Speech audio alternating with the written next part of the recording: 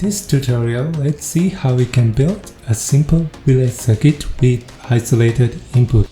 For this circuit, I'm only going to use 2-hole components. Okay, let's talk about the components that we are going to use. The relay we are going to use in this case is rated 10 ampere at 230 volt AC or 30 volt DC. The relay coil is rated at 12 volt DC. To control the relay coil, I'm going to use an NPN transistor, in this case 2N2222. You can use any NPN transistor that can handle the relay coil current. The optocoupler will isolate the relay from the signal circuit.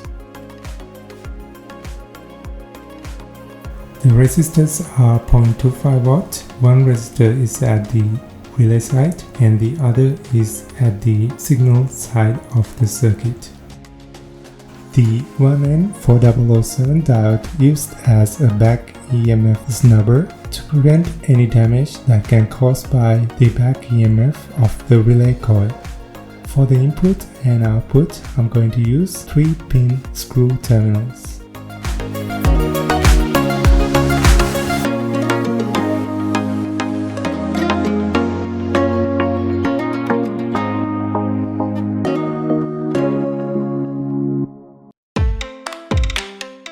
These are the relay output terminal connections.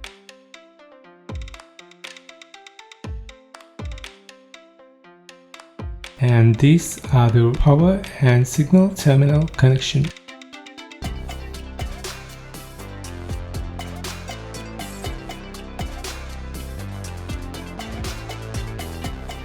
The power for the relay coil comes through the 12 volt terminal. Since the trigger signal to the optocoupler is through the LED, it will turn on when the signal is present. The trigger signal to the optocoupler LED will cause the current to flow to the transistor base through the phototransistor inside the optocoupler. This will turn on the transistor, causing the current to flow to the relay coil through the transistor, collector and emitter pins. Ultimately, this will activate the electromagnet inside the relay, causing the common contact to pull towards the normally open contact. If you'd like to know more about this circuit and its functions, please check out the website article linked in the description. Thank you for watching. See you in another tutorial.